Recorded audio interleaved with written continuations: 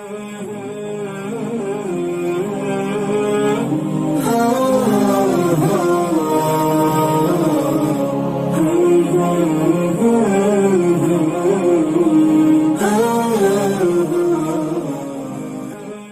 و ثنا کے بعد آپ سب احباب آگاہ ہیں کہ رمضان المبارک کی تمام مصروفیات اور دیگر تمام عبادات کے ذریعے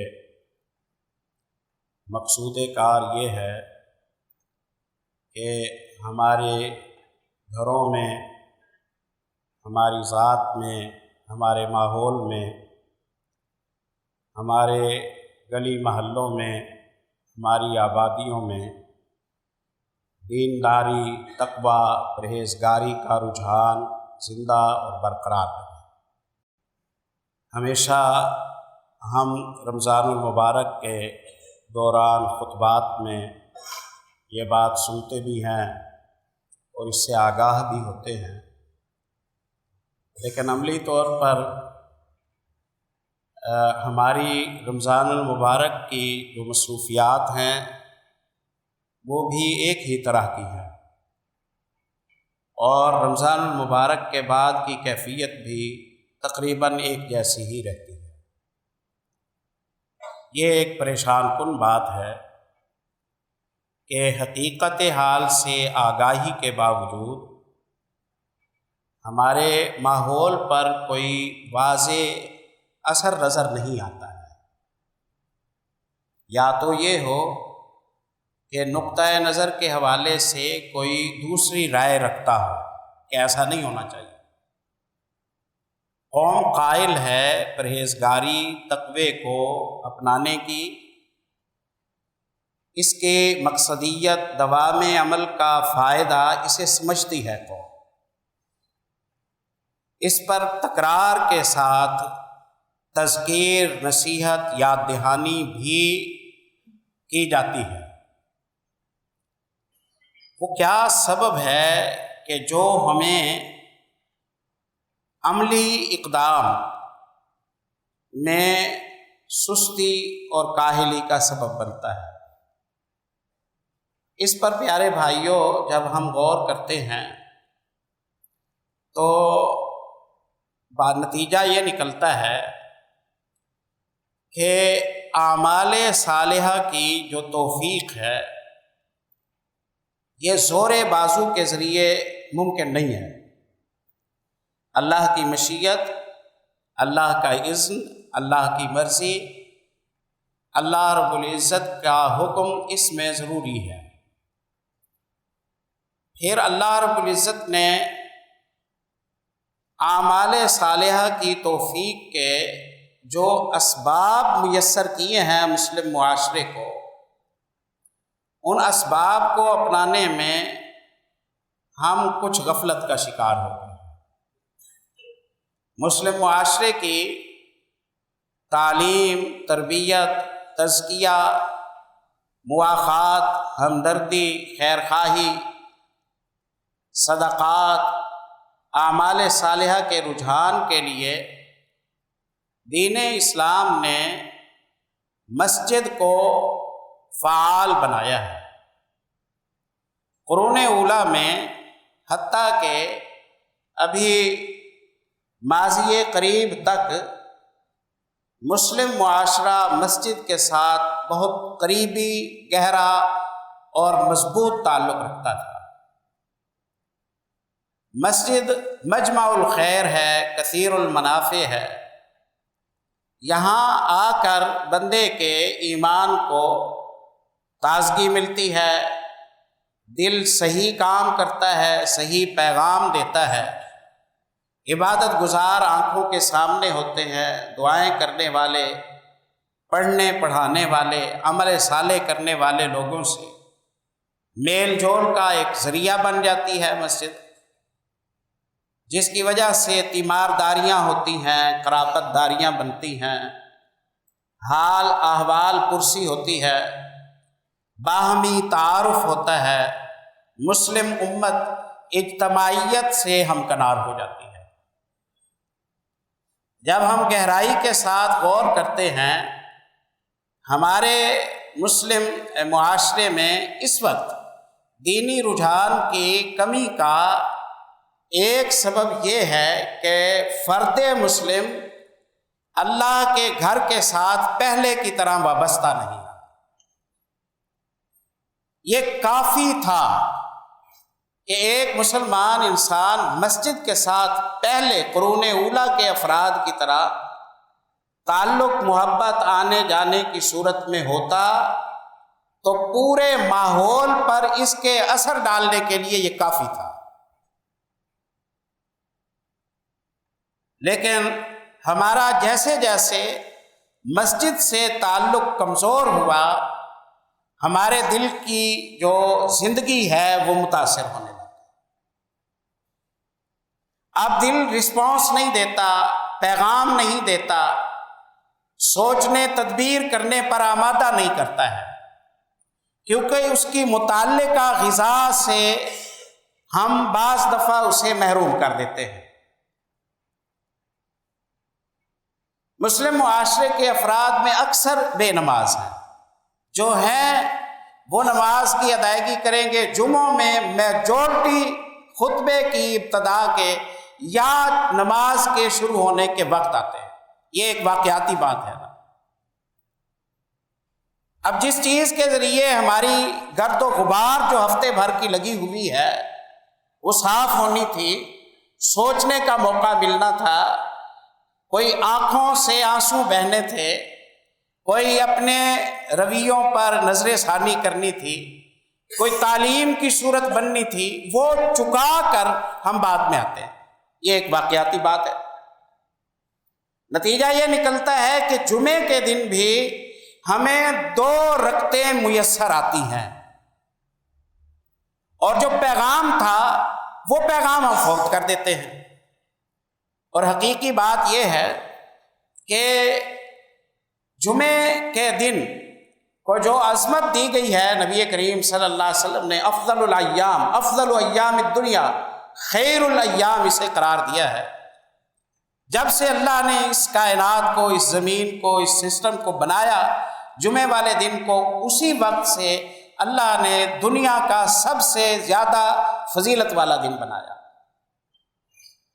اس کی امتیازیات پر اور اس کی خصوصیات پر علامہ ابن قیم رحمۃ اللہ علیہ لکھتے ہیں، وہ کہتے ہیں کہ 30 سے زیادہ ہمیں اس کی انفرادیتیں ملتی ہیں جو جمعے کے دن میں ہیں، باقی کسی دن میں نہیں۔ قبولیت کا وقت ہے اس میں، آپ جمعہ پڑھنے کے لیے آپ آتے ہیں۔ ابی داؤد وغیرہ میں بسند صحیح، ابن حبان میں بھی حدیث آتی ہے، مسلمان غسل کرتا ہے، جو لباس اسے بہتر میسر ہو وہ زیب تن کرتا ہے، خوشبو وغیرہ لگاتا ہے، مسواک کرتا ہے، پیدل چل کے آتا ہے، مجمع کے درمیان فاصلہ نہیں ڈالتا ہے، زحمت کا باعث نہیں ہوتا ہے، جہاں جگہ ملے وہاں بیٹھ گیا، دوران خطبہ سکون رکھتا ہے، آپس کی باتیں نہیں کرتا، سنگریزوں تنکوں سے کھیلتا نہیں رہتا۔ رسول اللہ صلی اللہ علیہ وسلم فرماتے ہیں ایک جمعہ پڑھنے پر اس کے 10 دنوں کا پچھلا گناہوں کا کھاتا اللہ رب العزت صاف فرما دیتا۔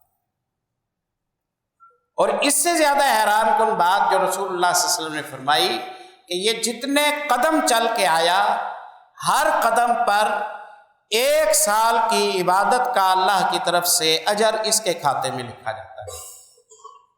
1 سال کی عبادت کا، 1 سال کی عبادت کا ثواب 1 قدم پر لکھا جاتا ہے۔ وضاحت کی رسول اللہ صلی اللہ علیہ وسلم نے کہ وہ سال جس کے دوران یہ باقاعدگی سے نفل روزے رکھتا رہا، جس کے دوران یہ باقاعدگی سے تہجد کی ادائیگی کرتا رہا۔ مخلوق کی طرف سے اعلان ہوتا تو کبھی قابل اعتبار نہیں تھا 1 قدم پر سال کی عبادت، لیکن کیا کیا جائے، یہ اعلان اس ذات کی طرف سے ہے کہ جس کی ضمانت خود اللہ رب العزت نے دی ہے۔ ہمارے پاس توثیق کے اور جانچ پرکھ کے جو ذرائع ہیں، ان ذرائع کے مطابق یہ فرمان نبی کریم صلی اللہ علیہ وسلم نے یہ خبر دی ہے۔ اب یہاں ہم ٹھہرتے ہیں اور ہم سوچتے ہیں کہ جمعے کی رکعتیں تھوڑی، جمعے کے دن صبح 7-8 بجے ہی شریعت اسلامیہ مسلمان کو مسجد میں بلا لیتی ہے۔ نبی کریم صلی اللہ علیہ وسلم کے عام معمول میں جو قیلولہ دوپہر کا آرام تھا وہ نماز ظہر سے پہلے ہوتا تھا، اور جو دوپہر کا کھانا آپ تناول فرماتے وہ بھی نماز ظہر سے پہلے ہوتا تھا۔ جمعے کے روز آپ صلی اللہ علیہ وسلم کا قیلولہ بھی نماز کے بعد ہوتا تھا اور ظہر کا کھانا بھی بعد میں ہوتا تھا۔ جمعرات کو مغرب کی نماز میں رسول اللہ صلی اللہ علیہ وسلم قل یا ایھا الکافرون قل ھو اللہ احد کی تلاوت کرتے، عشاء کی نماز میں سورہ منافقون سورہ جمعہ کا حصہ پڑھتے، فجر کی نماز میں سورہ سجدہ سورہ دار پڑھتے۔ گویا ساری ترتیب ہی بدل گئی۔ جیسے جمعہ شروع ہوا نبی کریم صلی اللہ علیہ وسلم نے اس کے پروٹوکول اور اس کے اہتمام میں قرأتوں کا تعین ہی مختلف کر دیا۔ پھر ہر قدم پر ایک سال کا اجر اللہ کی طرف سے یہ اعلان کیا گیا تاکہ آنے والا شوق سے آئے، رغبت سے آئے۔ کہا گیا نہا کے آیا کرو، فریش ہو کر آئے۔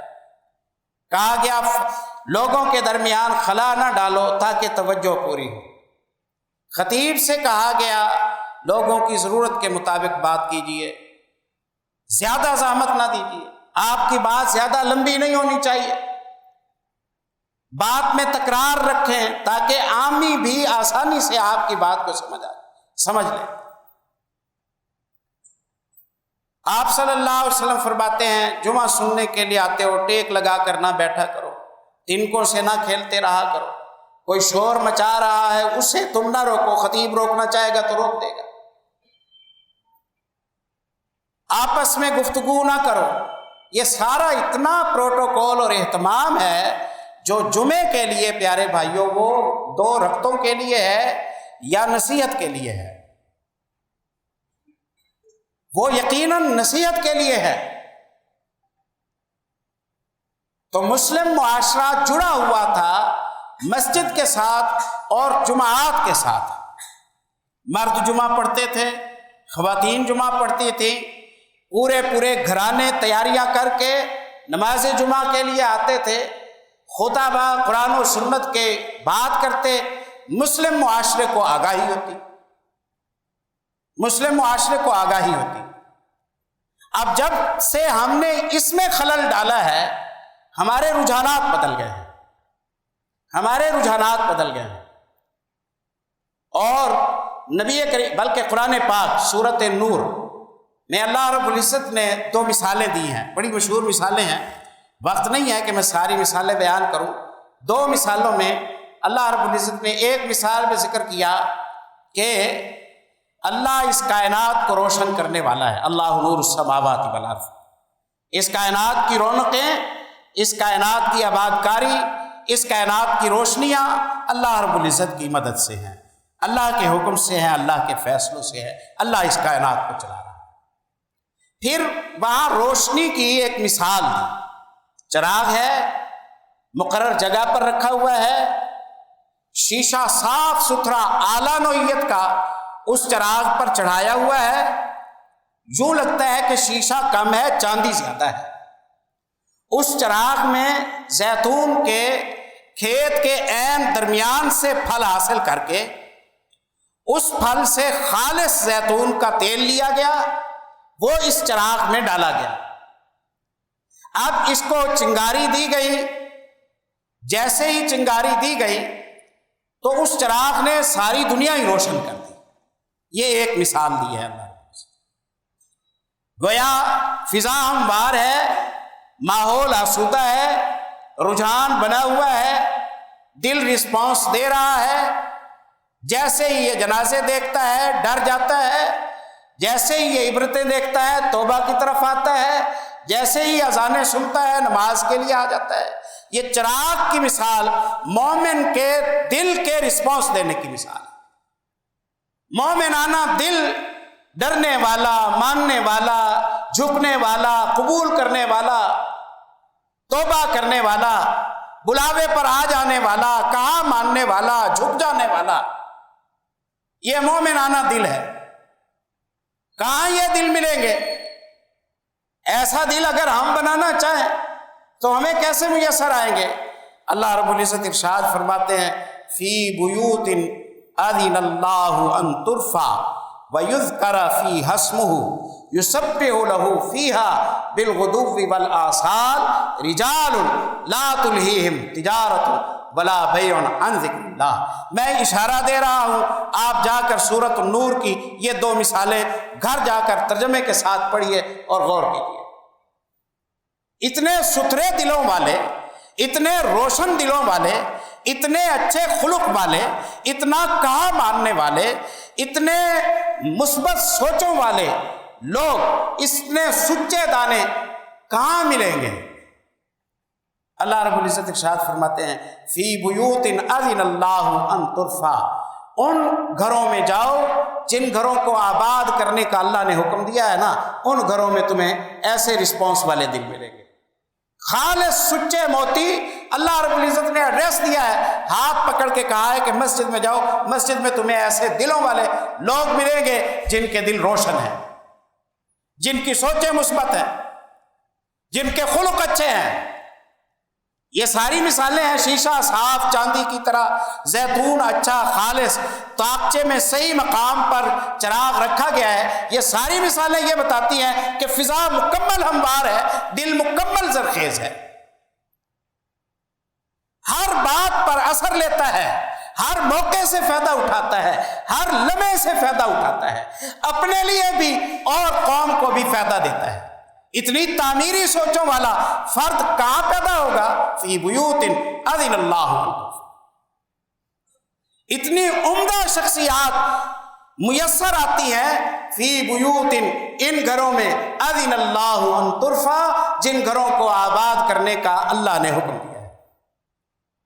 ان گھروں میں کوئی مشینیں لگی ہوئی ہیں جو ٹیوننگ کر دیتی ہوں، جو جھاڑ پھونک کر دیتی ہوں، جو گرد غبار اڑا دیتی ہوں، جو زنگ پر ریگ مال مار دیتی ہو، اور بندہ فریش ہو کر ایمانی پختگی کی حالت میں یہاں آتا ہو، یہاں سے جاتے ہوئے اس کی دنیا ہی بدل جاتی ہے۔ کیا ہوتا ہے؟ اللہ رب العزت فرماتے ہیں راز کی بات یہ ہے یسبح لہ فیہا بالغدو والآصال، یہاں آتے ہیں صبح اللہ کی پاکی بیان کرتے ہیں، شام کو اللہ کی پاکی بیان کرتے ہیں، قرآن پاک کی آیتیں سنتے ہیں، کبھی صدقے کا موقع، کبھی خیرات کا موقع، کبھی امر بالمعروف، کبھی نہی عن المنکر، کبھی درس حدیث، کبھی درس قرآن۔ اپاہج کو دیکھتے ہیں، ہمدردی کے جذبات پیدا ہوتے ہیں، معاشرے میں باہمی تعارف بنتا ہے، قدم سے قدم ملا کر کھڑے ہوتے ہیں، اخوت ہمدردیاں پیدا ہو جاتی ہیں۔ جس بستی میں مسجد نہیں ہے اس بستی کے لوگوں کو آپس میں ایک دوسرے کا تعارف نہیں ہوتا۔ یہ ایک مسجد ہوتی ہے جس میں نماز کے ساتھ ساتھ ہمیں ساری نیکیاں کرنے کا موقع ملتا ہے۔ تو اس لیے اللہ رب العزت نے فرمایا یہ ایسے افراد جو اللہ کے پسندیدہ ہیں یہاں پیدا ہوتے ہیں۔ تو کیا یہ مسجد میں اعتکاف ہی بیٹھ جاتے ہیں؟ اللہ رب العزت ارشاد فرماتے ہیں نہیں، بس یہ ڈوز لے جاتے ہیں، یہ خوراک لے جاتے ہیں، یہ غذا لے جاتے ہیں، یہ دل کو کمزور نہیں ہونے دیتے۔ صبح آئے اپنا حصہ لے گئے، دوپہر کو پھر آ گئے، عصر کو پھر آ گئے، مغرب کو پھر آ گئے، عشاء کو پھر آ گئے، کبھی عید پڑھنے، کبھی جمعہ پڑھنے، کبھی دیگر تقریبات کے لیے مسجد میں آ گئے۔ رجال لا تلہیہم تجارت ولا بیع عن ذکر اللہ، یہاں سے خوراک ملتی ہے، بازار میں اثر ہوتا ہے، یہاں سے خوراک ملتی ہے، گفتار پر اثر ہوتا ہے، یہاں سے خوراک ملتی ہے، رزق پر اثر ہوتا ہے، یہاں سے خوراک ملتی ہے، کردار اور خلق پر اثر ہوتا ہے۔ اب جب فرد مسلم مسجد کے ساتھ اس کا کانٹیکٹ کمزور ہوتا ہے اور مسجد کے ساتھ اس کا تعلق کمزور ہونے کی وجہ سے اس کے بول بچن میں فرق آ جاتا ہے، اس کے طور طریقے میں فرق آ جاتا ہے، اس کے خلق اخلاق میں فرق آ جاتا ہے، اس کے رزق حلال میں فرق آ جاتا ہے، اس کے برتاؤ قرابت داریوں میں فرق آ جاتا ہے، اس کی سوچ مائنڈ اور اس کے انداز طور طریقے میں فرق آ جاتا ہے۔ یہ ایک مسجد ہے جو مسلم ماحول کو سنبھالتی ہے، یہ اللہ رب العزت نے ہمیں میسر فرمائی۔ اس کے ساتھ اپنی فیملیوں کو وابستہ کریں، جمعے کا دن ہو سب کو تیار کریں، مردوں کو خواتین کو، اپنے کاموں کو آگے پیچھے کر دیں۔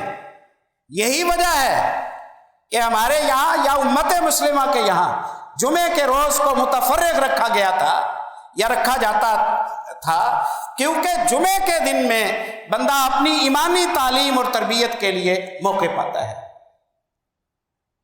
محض جمعے کو صحیح ادا کیجیے، پورے اہل خانہ کے ساتھ آئیے، ساری اولادوں کے ساتھ آئیے، اس سے آپ مہینہ بھر کے اندر اپنے گھر کے ماحول میں فرق دیکھیں گے، اپنی اولادوں کو جائے نماز بچھا کر نماز پڑھتا ہوا دیکھیں گے، ان سے سنیں گے کہ وہ خطیب صاحب نے کہا تھا دعائیں کیا کرو، کہاں سے ملیں گی، وہ کون سی دعا بتائی تھی، وہ کس صحابی کا واقعہ تھا جو انہوں نے ذکر کیا تھا۔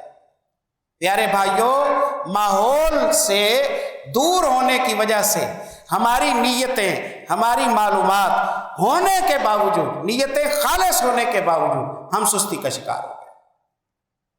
تو میں یہ چاہتا تھا کہ احباب کو ترغیب دوں کہ اس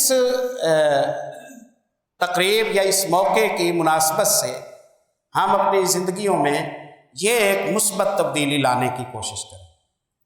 نماز جمعہ کی ادائیگی پورے گھرانے بر وقت، پھر جب جمعہ پڑھ جائیں پھر اس پر کچھ فیڈ بیک لیں، کیا سمجھے، آج کا کیا پیغام تھا، اوہو اس پر تو ہم عمل نہیں کرتے، یہ تو ہم نے غلط کیا۔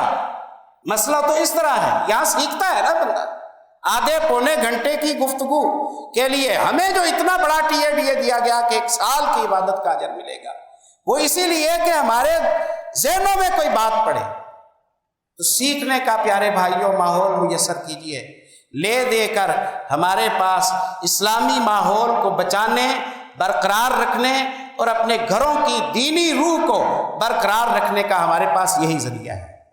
اگر ہم اس سے وابستہ نہ ہوئے تو اس کے علاوہ آپ اپنے معاشرے میں دیکھ لیجئے وہ کون سی صورت ہے کہ جو ہمارے مائنڈ سیٹ کو ٹھیک کرے گی، ہماری دینداری کے رجحان کو برقرار کرے گی اور ہمارے گھروں میں سجدے، نماز، رکوع، تہجد، صدقات، خیرات، خلق، اخلاق کا ماحول پیدا کرے گی۔ وہ کون سے ادارے ہیں، وہ کون سے ہماری سہولیات ہیں، وہ کون سے اسکول، کالج، یونیورسٹیاں ہیں جہاں سے ہم یہ توقع رکھیں گے کہ ہماری اولادیں وہاں سے ہو کے آئیں گی تو تہجد گزار بن جائیں گی۔